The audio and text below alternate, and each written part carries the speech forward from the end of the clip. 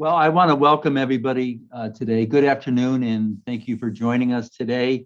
I'm Daniel Wolfson with the ABIM Foundation, and I welcome you to the March Conversation Series, a part of our Building Trust initiative. For those who are not familiar with AFFIRM at the Aspen Institute, they are the nation's leading nonprofit dedicated to ending the American firearm injury pandemic and using a health-based approach to do that. AFFIRM was founded in 2017 by our guests. That is Doctors Chris Barsotti and Megan Ranney, based on their shared commitment to approaching firearm injury as a public health issue rather than a political one. Dr. Barsotti is a practicing emergency room physician caring for patients with firearm-related risks and injuries. And as you'll find out, he has a story behind it, but just to say he is a 4-H firearms trainer and owns guns. He developed a curriculum for undergraduate medical and professional continuing medical education on the topics of violence, firearm injury, and is a regular contributor to injury prevention from various media outlets. Dr. Ranney is a practicing emergency physician. You see the commonality. A lot of people in AFFIRM are emergency room physicians experiencing the results of firearm injury. She focuses on the intersection between digital health, violence prevention, and population health. And if you watch CNN or MSNBC, you have seen Megan on those broadcasts. I love her tweet account. If you haven't seen her tweet account, it says, "I fix problems and promote health." Kind of says it all about she sees problems and she fixes them. We're also joined by my colleague, Pamela Browner White, Chief Diversity, Equity, and Inclusion Officer and Senior Vice President of Communication of ABIM and the Foundation, who will facilitate today's conversation. She has more than 25 years of experience in communication, public affairs, community relations, and strategic development. And as I always tell her, she's my teacher and mentor in many things. So I'm going to pass this over to Pamela and Chris, and I'll say adieu and come back later. Thank you both, Megan and Chris, for joining us today. And thank you, Pamela. Yeah. Thank you, Daniel. And in terms of being a student, that goes both ways. It's a great working relationship we have. And thank you for joining us today, Dr. Ranney and Dr. Barsotti. Do you mind if I call you Megan and Chris today? That'll be okay. All right. Thank you. Thank you. So I'm just going to start in a space that I just feel like we live in such a time of such divisiveness and so many topics are polarized. When you think about firearms, when folks think about guns, they think about it's just people are passionate about it, no matter where they fall on it, and it quickly becomes a political issue, a polarizing issue. How are you managing to have this conversation in a way that carries or moves the needle in terms of firearm safety? Can we just start there, and then we'll go into some other pieces of your stories? Do you want to start, Chris, or do you want me to? Yeah, I'm very happy to start. So I have been speaking with my patients at risk of interpersonal and self-directed harm about their firearms for more than a decade, because I always start the conversation in why I'm concerned. Because ultimately, I understand that how a gun is going to be used depends on the health of the person. And as an emergency physician, they're in the ER because there's a problem. And like Megan, they want us to help fix it. We don't choose the patients that are brought to us. They come on their own volition, by their family, by law enforcement, by schools. And so the conversation about firearm access amongst patients for me has never been a political issue in my entire career, because I focus on care. And that's kind of my job. And my job is not to practice policy. My job is not gun control. My job is, how do I help this person overcome the obstacles in their health right now? Mm-hmm. I think that's exactly right, Chris. And I think kind of the additional, everything you said, and the additional part for me is that I come at it from a public health approach as well. So it's both the kind of the practice of medicine and that kind of what are the conversations that we have in the room with our patients, framing this as a health issue rather than as a political issue, and taking that public health lens again, which is about maximizing not just individual, but also population level health, and doing so in a way that's eminently respectful of individual autonomy, as well as the desire to change patterns of injury, death, and also the ripple effects from firearm injury on that kind of in that population space. Yeah, and much of what we're trying to do is to learn as physicians working on the front line how to think about public health from the bedside perspective, how we get upstream, and then simultaneously, how do we engage our community to improve that individual outcome of the patient in our care? I mean, there are resources that exist in our communities. There are silos. How do we disrupt them so that we're all kind of on the same page, working towards the same goal? So thank you. And with that said, though, I would imagine that you all had to attain a certain level of trust with the people that you're working with. And so if we could just talk about that for a moment. Daniel always says this quote, and I'm not sure who started this quote, because I've seen many authors on this, and it's people don't know that you care. And what is it exactly, Daniel? People don't know that you care unless you show that you care, something like that. So People don't care what you know until they know you care. Until they know you care. So tell me about your story and about why you care. What was that moment? There's usually a couple of moments, but there's usually a moment where you decide that it's important that I care about this and not leave it to someone else. Would you mind sharing that with us, Megan? Sure. And then we'll go to Chris. Absolutely. So for me, there was this long trajectory that got me here. I've been working in violence prevention, honestly, since high school. Mostly I'd worked in kind of issues around gender-based violence, sexual assault, domestic violence, and had done some work in community violence as well. Had been told early on in my career that I could do research and do clinical interventions around violence prevention, but that firearms were an off-limits topic. Right? I trained in the early 2000s, soon after the Dickey Amendment had been passed and funding had been taken away from CDC and then NIH around firearm injury prevention. And so I was told in no uncertain terms that although I could talk about community violence, and clearly as an ER doc, I take care of folks every weekend shift and too often during the weekdays as well, who are victims of community violence and firearm injury. Although I could talk about it in general terms, I couldn't talk specifically about firearms. And I accepted that for a while, partly because my mentors told me that that was what I had to do, and partly, again, because I was learning this world of injury prevention. But then soon after I became an attending, I was working in the ED on a Saturday night in July, hot evening, in our trauma rooms, fully expecting it to be the normal, what we kind of said is the knife and gun club of a Saturday night. And we got a call from EMS that they were coming in with a victim with a gunshot wound. And we prepped the room and the trauma surgeons were there, and I had brand new medical students and brand new residents, and they were all excited to get to have this quintessential emergency medicine experience, which is like messed up in and of itself. But that was just the way things went. And Rhode Island's a teeny state, so it only took a few minutes for EMS to actually get there.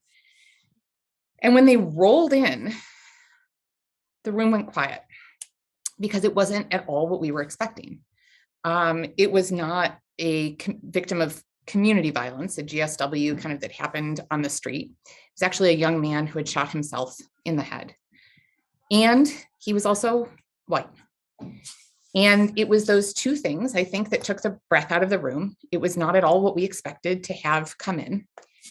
And long story short, the kid had shot himself with his father's service weapon, had a big kind of emotional thing that day and had known how to get access to the dad's gun. And we kept him alive long enough for the dad to come and say goodbye. And that case sat with me for so many reasons, Pamela. It sat with me because it was at that point the first time that I had ever seen someone try to hurt themselves with a gun.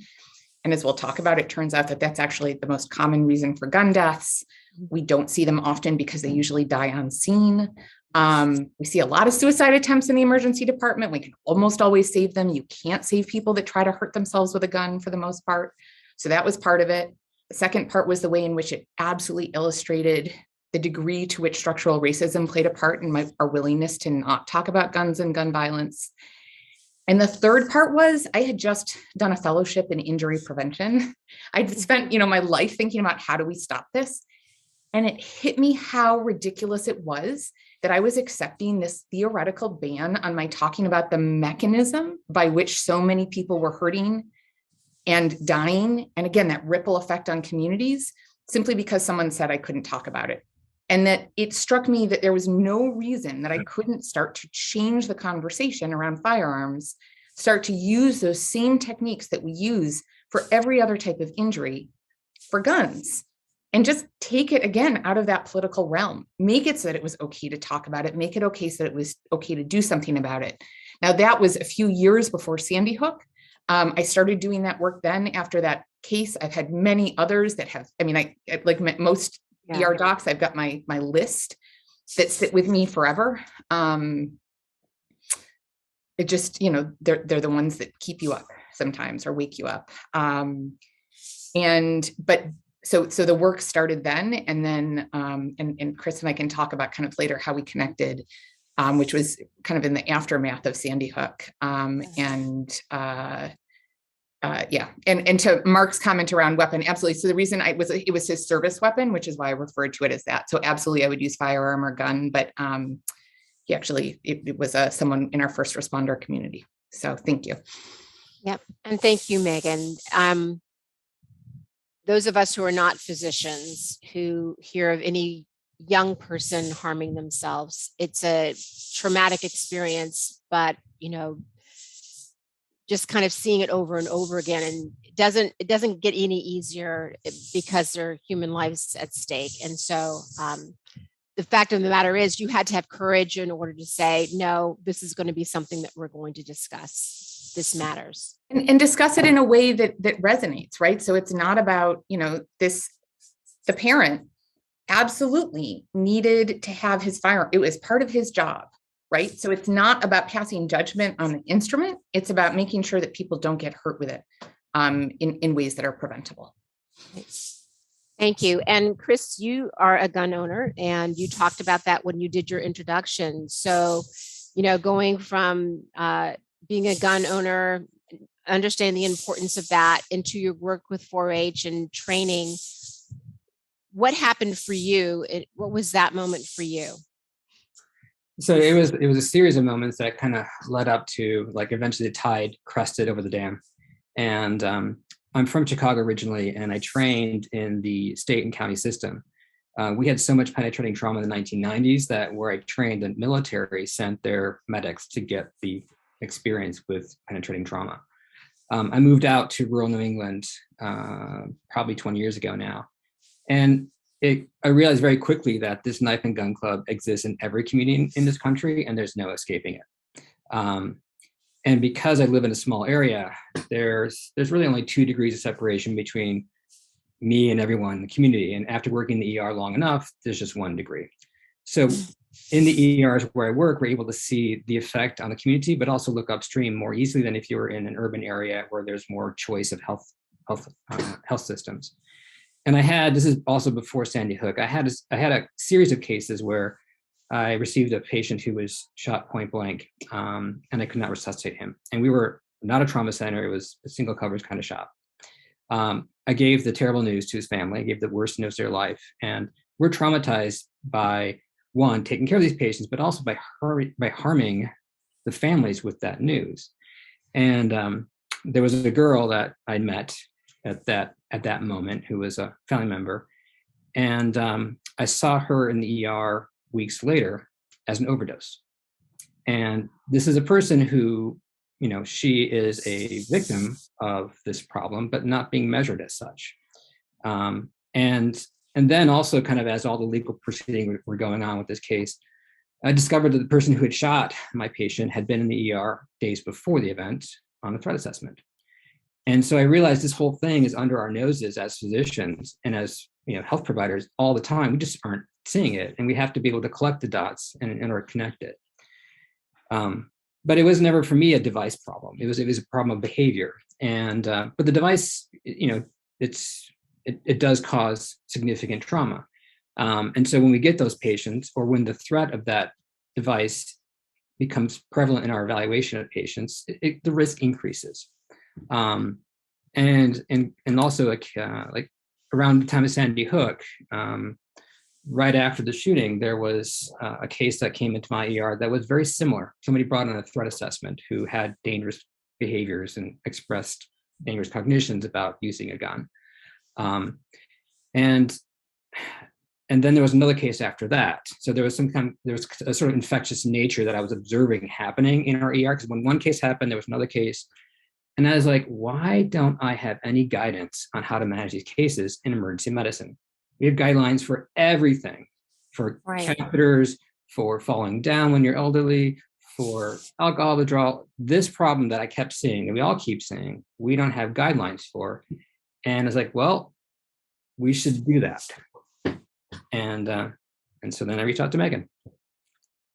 So that's what I wanted to talk about as well, a little bit about how you got started, what were your challenges, just eager to hear about how you start something that people really don't want to hear about. So how did that start for you, Megan, for you and Chris? Yeah, so I think that neither Chris nor I are willing to take, neither of us are willing to accept that something is taboo or off limits. It's the question of how do you work your way around it? And I think both of us come from this perspective that when you're talking about prevention of firearm injury, you approach it the same way as any other harm reduction conversation that you have with a patient. Just as I talk to folks about car safety, if I were a pediatrician, I'd talk to parents about putting their kid in a car seat. If I, as an ER doc, if I have someone come in with a COPD exacerbation, I'm going to talk to them about smoking.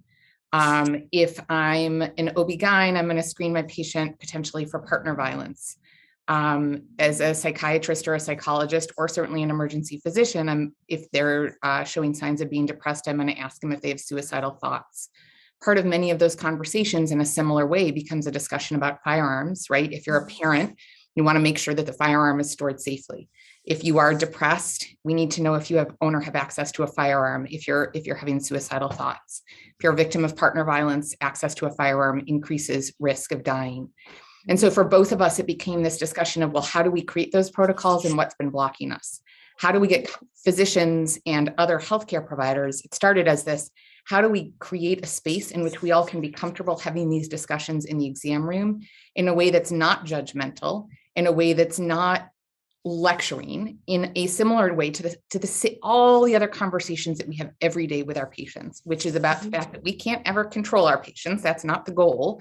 Our job is not to pass judgment on them. Our goal is to minimize their risk of adverse outcomes, to present them with data, and to help them make the safest possible choices in order to protect them and potentially also sometimes the community.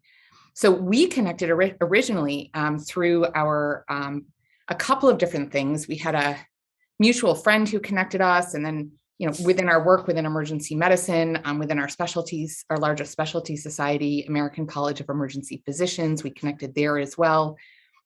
And we started by doing work within kind of the usual the usual organizations and societies, but it became apparent to both of us relatively quickly that there needed to be a different space that was not specialty specific, that was not university specific or hospital specific, a neutral third space in which we could have these conversations in a way that was above or outside of these traditional political areas of distrust, traditional judgments, and honestly, fears. We had to create a safe space in which people could start having these conversations in order to get medical societies to be able to kind of come along. Obviously, ABIM was an early leader in this space, but many were quite reticent to step into this, seeing it as too political. We also, again, didn't want it affiliated with kind of one profession, one place. And we wanted it to be a place that was neutral. Again, in terms of taking that larger approach, not being stuck in kind of the idea that this was a judgment on the object, but rather making it a discussion about changing that trajectory that gets someone to that endpoint of the trigger being pulled, right? Mm-hmm. So it's about how do you do the upstream interventions? And so trying to just change that discussion altogether. So that was where we started connecting. And then I'll let Chris continue the story of how AFFIRM itself actually, so that was like where we got to the point of starting AFFIRM. And then Chris, I'll let you go from there. Well, that covers a lot of it. I remember trying to get involved in the issue because I wanted to be educated. I wanted some guidelines so that I and my partners could do the right thing. And I realized pretty quickly that we lacked the most basic thing, which is a communication structure around firearm injury because of the politicization of the device. And then, I'm a community physician. I'm not public health trained. I still don't know that I fully understand public health, but that's okay. But everyone talked about the public health approach to firearm injury prevention. I'm like, I have no idea what that means. And I was over time realized that, okay, not many people know what that means because the way that we approach it as a public health problem is unfortunately been through policy. And that's why it's a political issue. And that's why, working with a number of medical organizations, they're trade associations, they're memberships that are divided in Republican, Democrat, gun owners, non-gun owners. And it's a very difficult topic to discuss when you have it based in policy. And we wanted to create something where we focus exclusively on the interests of our patients and health. Mm-hmm. And Chris came to me and said, let's start a nonprofit. And I said, are you crazy? But he kind of worked on me for a little bit. And I was like, you know what, let's do it. And so someone who we both were friends with described Chris to me as being like Harry Truman, that he kind of goes on to an idea and he just kind of persists. And it's true. And so I will actually give him, my initial response was, oh, there's got to be an easier way to do this. And he convinced me that this was a way that we could do together. And he took the lead in kind of getting the articles of incorporation together. And then here we are.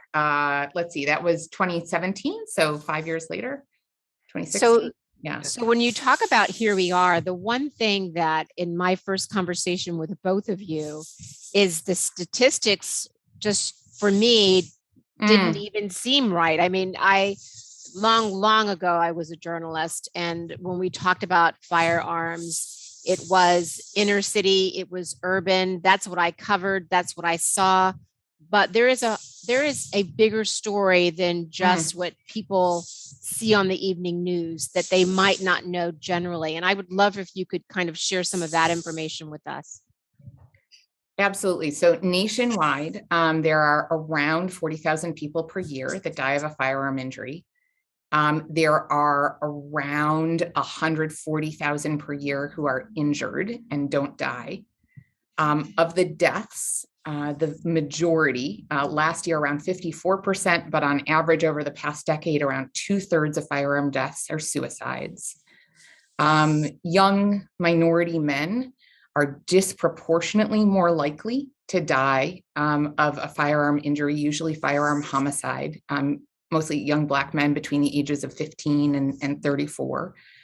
But on a absolute basis, actually older white men are the ones who are most likely to die. In absolute numbers, most of the deaths are older white men who die of firearm suicide. And there are all these well-established risk factors for firearm death. People think about it as being a problem of gang violence, right? Which is just so wrong and reductionist, and stops the conversation and makes it all about criminal activity instead of talking about structural factors around the desire for self-protection, around hopelessness, around substance use. These are common factors, regardless of whether you're rural or urban, regardless of whether you're dying of firearm suicide or firearm homicide. and they're addressable factors. And so when you take it away from this discussion of criminality and policy and instead make it a discussion about behavioral risk factors, it just changes the terms of debate. And then when you start talking about the ripple effect, the stories like what Chris shared around that mom, you find those everywhere. And you find all the innocent bystanders. And at the end of the day, they're all innocent bystanders, including the docs and nurses and EMS providers, who are the ones often first on scene. They're traumatized as well. So it becomes, when you actually start collecting the data and looking not with a lens of trying to make a point, but rather kind of looking at the actual numbers, the story becomes relatively clear, and those points for intervention become relatively clear as well. An analogy that Chris and I use a lot was talking about this, like thinking back in the history of treating heart attacks. If you go back 40 years, what did you do if you had a heart attack? Maybe you took aspirin, but you were put on bed rest, right? Maybe people checked a CK. They didn't know about troponins, certainly not high sensitivity troponins. There were no stents. Nobody tested you for, people thought it was type A personality. You didn't have testing for lipids, right? Now we have this whole suite of things that we do when you're identified as potentially being high risk for heart disease. We have a higher suite of things that we do when there's a moment of like, I've had chest pain or, I've had angina, to do extra testing. And there's a whole set of interventions that we do once someone's been diagnosed with either coronary artery disease or, God forbid, has an MI. Why can't we apply that same process to firearm injury? And again, it just starts with having accurate data about who's affected and where and why. Right. And it also is about looking in the right place for the answers. What I've learned about the public health approach in this time is that we need to meaningfully engage the community who has the answers, the expertise, and desire to engage in this. And there's been a barrier between healthcare and the firearm community for decades, and for reasons I'm still trying to understand fully. But I know as a firearm owner and trainer that there are answers out here, and that if we were to combine the expertise of these two communities, we could much more quickly get to the goal line or move the dial on this problem in a way that's health focused and that shows the buy-in of everybody. You guys said that you started in 2017, and I heard, that a lot of your work is listening because the community has a lot of the answers. How do you work within the communities? Who's listening to what you all have to say, not just inside of medicine, but who's listening outside of medicine? The neighborhoods, the communities, the 4-H clubs, who's listening, who's paying attention? And do you feel like you're able to move the needle on this issue? So working in the emergency room, we kind of have our finger on the pulse of the community. Trauma is a very hard thing to think about or talk about and kind of repress that. But we are inclined to think about it and work towards solutions when we have to. So one of our first programs that we developed entitled Reframe was essentially how do we reframe this from a political issue to a health issue? And, it started by experiencing these cases in the emergency department where we saw that medical staff was traumatized, the paramedics and first responders were traumatized. Often we're the same people, like the suicide death that Megan had, their first responder families. And this, we thought, was an opportunity to finally talk about this with our community. And we created a sort of community-facing M&M, if you will, or Morbidity Mortality Conference, where we presented narratives in a safe way. They were either confidential and expressed in a de-identified way, or that we had the victim or the family with us to tell their stories with permission. And we told the stories about how this problem happened, describe the case as it got to the point of the gunshot wound, so that we could look upstream to identify those places where we could avert the trajectory of risk, right? And then also map out what happens afterwards and realize how the ripple effects can then lead to other problems. But then in addition to telling the stories, we're able to then give education of what we know from science about suicide prevention, and then tell a prevention narrative. Like, here's an example of a story. We did an intervention, we had a conversation about lethal means restriction, and nobody died. And this kind of loops back to the data problem. We don't have a way to capture the data of a prevention narrative because it's a non-event. But we all know they happen. And that's part of what we're trying to accomplish with narratives. And I'm going to take a bigger view there. So I think that's a great example of a community intervention. I'll say that the communities that we work with, we started working very much within the healthcare community and creating these partnerships within healthcare. But over the last 3 or 4 years, we've really expanded beyond it. So our partners range from community and hospital-based violence intervention programs to 4-H. Chris is a rifle safety shooting instructor for 4-H shooting sports. And so we've developed a strong partnership with National 4-H, specifically with their shooting sports clubs. We have developed partnerships with a number of non-medical national organizations, both within and outside of the firearms community.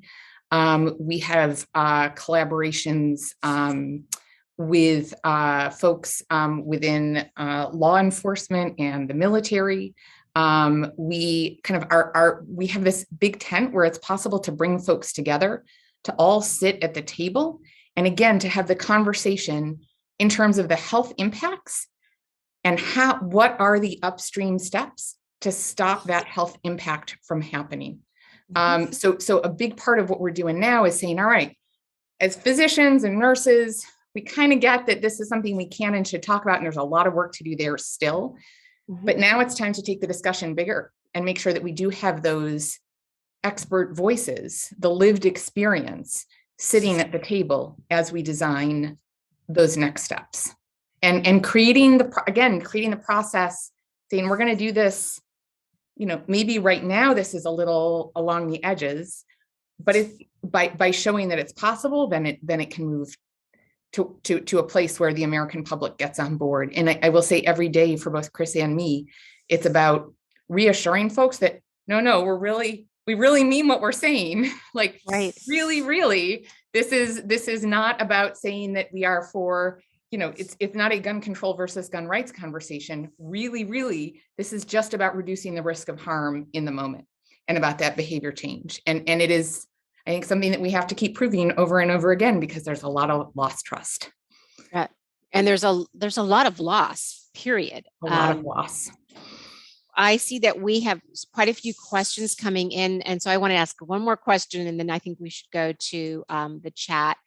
But one of the things that in the work that you've decided to get involved with, amongst everything else that you're involved in, that in terms of the inner city issues, the urban death by homicide with young Black males, it looks like the pandemic has made this situation even more critical. And what are you hearing from the communities of where this is happening?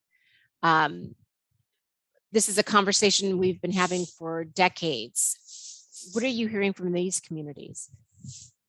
So I work closely with our local Nonviolence Institute here in Rhode Island, and Chris and I both work as well with the Association of Hospital-Based Violence Intervention Programs, the HAVI. And I think that one of the things, there's a few different things. The first is that there are a lot of firearms in hands of folks that never receive training, right? That aren't storing them safely. There's a lot of firearms that are getting stolen. There's a lot of folks that kind of are not trained in proper handling. The second part is there's a lot of hopelessness out there, and the community structures that provided safety to folks and that kept an eye on people and kept folks out of trouble kind of disappeared during COVID. And so, the Boys and Girls Clubs or the Y or the school wasn't there. And that we're seeing a ripple effect from that. I think there's also a reflection of some of the longstanding structural inequities in communities that are coming home to roost. It's incredibly disheartening for those who have been on the front lines of trying to stop this. And a lot of folks had seen success. Our homicide rates had dropped dramatically over the decades. Suicide rates have been climbing, unfortunately, consistently. But I think there's a lot of good work being done to recreate those community supports. And again, to change the underlying structural drivers that lead to homicide. Yeah. Great. So I think we should take to the questions in chat. And Jamie, is that you who's going to read them, or I'm gonna Daniel? do that. Okay. If I could, Pamela. Okay. But I want to open up with a question of from me. and that is I experienced a Zoom meeting in Chicago, and it was really interesting. And I'd love you to describe it, Megan. It really had a cast of characters on that, and it was really the community speaking to real truth about firearm control and injury prevention.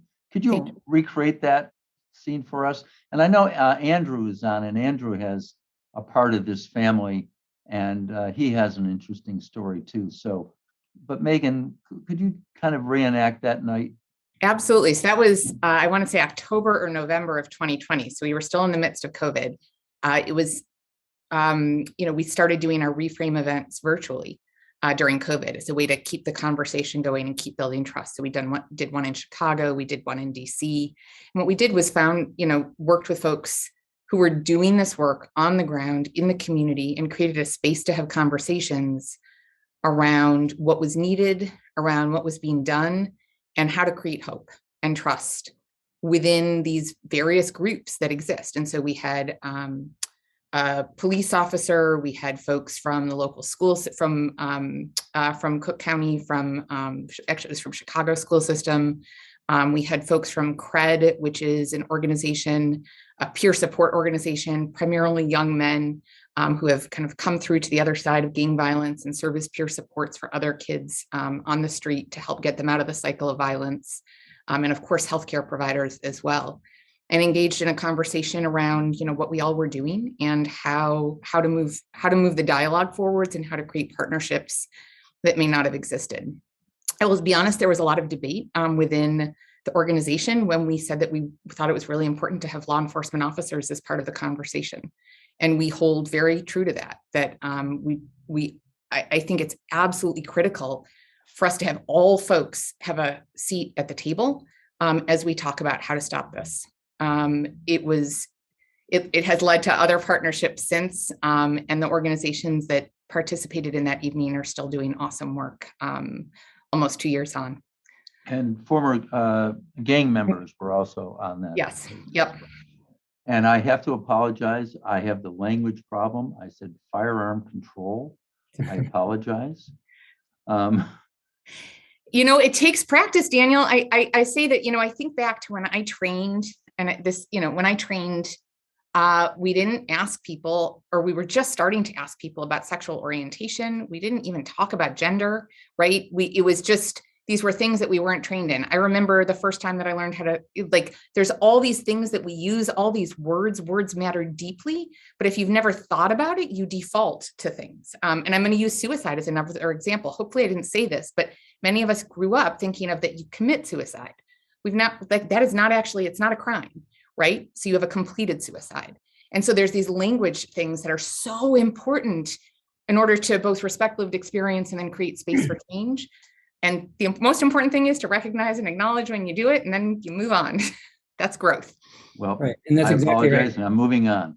So let me move on to a question by Louise Wilson. Can you speak more to secondary trauma to those first responders and healthcare providers experience? I think it's a group that could be motivated to join this shift in perspective prevention. I think that there is reflecting on my own motivation, this is how I deal with the trauma. And as emergency physicians, we just can't sit still and watch this problem perpetuate. And so working in the space of health and engaging our communities is a way of actually debriefing and addressing trauma. It is very true, unfortunately, that those of us in the front line, physicians, nurses, paramedics, law enforcement, do have higher degrees of depression and even suicide. So there is a toll. But I find working together and understanding this problem is not just ours in the medicine, but it's a community problem, and we all have a stake and we all have agency over it. By breaking silos and engaging the community, it is a way of adding resilience. Another great question from chat. Please talk about the importance of the medical community having a better understanding of firearms, the various safe storage devices available to people, a better grasp of firearms, vernacular, etc. This knowledge could help build trust between physicians and patients. I think that's absolutely true. I don't know the number of physicians who own firearms. About 45% of trauma surgeons own firearms, but a third of emergency physicians own firearms. And when we give advice to patients, our trust is built on competence, is on communication and care. If we don't have competence in an issue, for example, understanding firearms and the opportunities for safe storage, understanding the culture, we don't come across as having competence. And that's one way of quickly losing trust. So, and unfortunately, there are now programs that are developing so that we can everyone who, whether they own a firearm or not, can understand a little bit about what are the basics. Furthermore, and I've discovered this from my own personal experience, when we work with the firearm community, there's a lot of programming out there already that is excellent on safe storage. The National Safety Sports Foundation has Operation Child Safe. They also work with AFSP on suicide prevention. There are many groups in the firearm community and the industry that are working that we can collaborate with very easily to become competent, but also become trusted messengers in this space as well. And I think I'll add there that one of the things that I'll frequently say to folks is that, right, our job is not necessarily to be experts, but to know where the resources are, right? And so part of this work is to be able to create those resources so that we can link folks to the right space. Right. We're never going to be experts in everything. I don't know how to put it. I'm going to put an example here. I don't know how to put a car seat in a car. There are people that are experts in putting the car seat in the car and checking it to make sure it's locked in there safely. Right. The bane of my husband's existence when our kids were little. But the same kind of thing, right? We don't all have to be experts in everything, but we need to recognize when we're not and know who's out there who is. Thanks, Megan. A question asked early on was, have you had any experience with health systems like Kaiser or Mayo, or have you had any working with systems as a firm? So at AFFIRM, we've worked with folks kind of across the country. We're doing some work right now down in Missouri with a group of health systems. We've worked with Kaiser in the past. They've got some great folks doing really kind of important both intervention, but also study around the patterns of firearm injury and how best to make a difference, particularly around firearm suicide. So that is part of it. I think the thing that both Chris and I care most about is stepping into those spaces where folks haven't been. And so I'll give the example again of the work that we're doing in Western Missouri, founded by the Missouri Foundation for Health, with a couple of large health systems there to help enable them to have conversations around firearm injury prevention and to develop local resources that feel right to their community to help change the patterns of disease. Can you speak about the next question from Vanessa Walker Harris? Can you talk about your work on upstream factors, solutions around access to substance use disorder prevention and treatment, solutions for financial precarity, and solutions for community resilience? Vanessa, I love this. And Chris and I will both have thoughts. I will say that one of the things that we do at AFFIRM is, again, try to create the space for these conversations and get the conversation started. We are not solo doing all the work. So we're very privileged to get to collaborate with folks across the country who are doing, I do some work kind of in my day job. Chris does some work in his day job, and many of the other folks who are affiliated with AFFIRM do their work as well. So there's really terrific work going on around solutions for community resilience, both around kind of environmental change, around things like greening vacant lots, as well as around work with community groups. One of the most evidence-based interventions to decrease rates of violence is to have community programs, again, like Boys and Girls Clubs or Big Brothers, Big Sisters. CDC Blueprint has established it over and over again as effective at decreasing those upstream factors. And then for substance use disorder, that's a whole topic in and of itself. But there's a lot of work being done there. And I think there it's about thinking about kind of that intersection between different problems, right? So it's about recognizing that the drivers of substance use disorders often originate in trauma. And so having that trauma-informed care perspective as you are addressing substance use, and then thinking about substance use disorder as a risk factor for further trauma. And so kind of thinking kind of where are the actions that can be taken to reduce the future risk. So both looking backwards and looking forwards. And where we can be helpful is kind of understanding how these health determinants contribute to the risk of either self-directed or interpersonal harm with a device. You know, there's now education and pressure in healthcare to ask our patients about firearm access, and this is sometimes not well received, and it can. I think you need context, and so when we talk about those health factors, I can kind of launch into. I can pivot the conversation about a patient's risk when I recognize this health issue that you're going through. I recognize this risk factor. This is making me concerned about you doing something hurtful for yourself or against somebody. And then that leads to the question about firearm access, because then it's relevant, as opposed to just a blanket screening question that can be off-putting to a large segment of the population. So physicians are great messengers. They have credibility. Let's say I'm a primary care physician, and now I have something else to do in my visit. I have to do fire safety screen. What do you say to a physician as he pushes back from the notion of one more thing to do in my visit? I think if it comes from a position of care, we're not going to ask our patients about driving if it's not relevant to their condition.